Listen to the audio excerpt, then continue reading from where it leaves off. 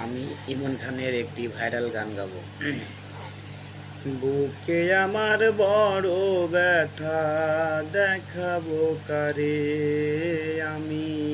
বুকে আমার বড় ব্যথা, দেখাবো কারে।